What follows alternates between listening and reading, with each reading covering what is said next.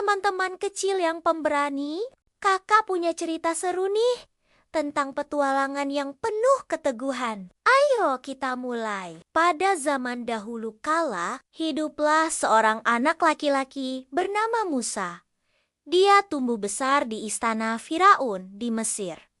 Tapi tahukah kalian, Musa sebenarnya bukan orang Mesir asli. Dia adalah anak dari bangsa Israel yang saat itu menjadi budak di Mesir. Suatu hari, ketika Musa sudah dewasa, dia melihat bangsanya diperlakukan tidak adil.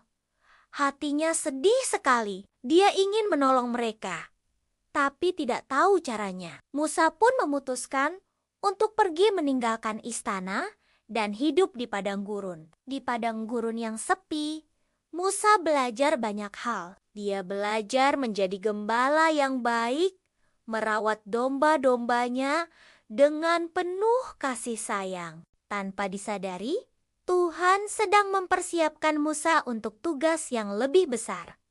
Suatu hari, sesuatu yang ajaib terjadi. Musa melihat semak yang terbakar, tapi tidak hangus. Dari semak itu, Tuhan berbicara kepada Musa. Tuhan meminta Musa kembali ke Mesir untuk membebaskan bangsanya dari perbudakan. Wah, tugas yang berat sekali ya teman-teman. Musa awalnya ragu. Dia merasa tidak mampu, tapi Tuhan berjanji akan selalu menyertai Musa. Dengan keberanian yang baru, Musa pun kembali ke Mesir untuk menghadapi Firaun. Di Mesir, Musa menghadapi banyak tantangan. Firaun tidak mau melepaskan bangsa Israel begitu saja.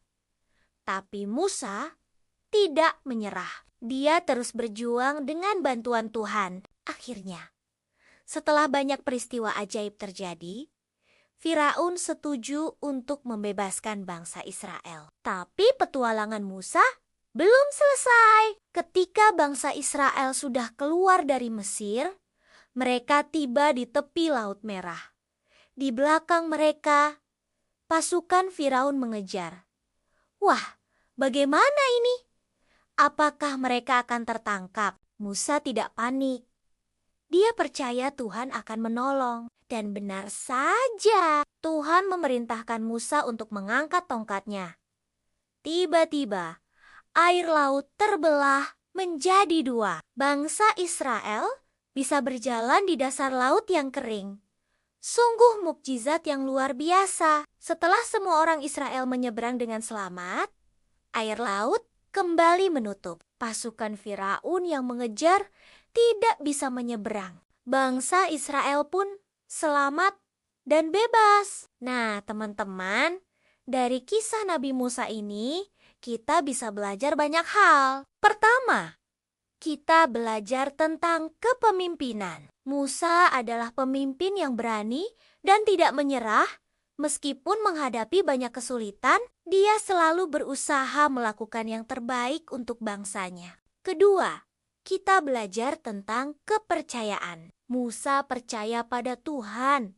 Meskipun situasinya terlihat mustahil, dia tidak ragu untuk melakukan apa yang Tuhan perintahkan. Dan lihat hasilnya. Tuhan melakukan mukjizat yang luar biasa. Ketiga, kita belajar tentang perjuangan. Musa dan bangsa Israel harus berjuang keras untuk mendapatkan kebebasan mereka. Mereka tidak menyerah, meskipun perjalanan mereka penuh rintangan. Ini mengajarkan kita bahwa untuk mencapai sesuatu yang berharga, kita harus berani berjuang dan tidak mudah menyerah. Jadi, teman-teman kecil yang hebat, ingatlah selalu kisah Nabi Musa ini. Ketika kalian menghadapi tantangan dalam hidup, jangan takut. Percayalah pada Tuhan. Beranilah memimpin dan menolong orang lain. Dan jangan pernah menyerah dalam perjuangan kalian. Siapa tahu, suatu hari nanti, kalian juga akan menjadi pemimpin hebat seperti Nabi Musa. Kalian bisa membawa perubahan besar dan menolong banyak orang. Bukankah itu keren sekali? Nah, begitulah kisah petualangan Nabi Musa yang penuh keteguhan. Semoga cerita ini bisa menginspirasi kalian untuk selalu berani dan teguh dalam menghadapi tantangan hidup. Sampai jumpa di petualangan berikutnya, teman-teman.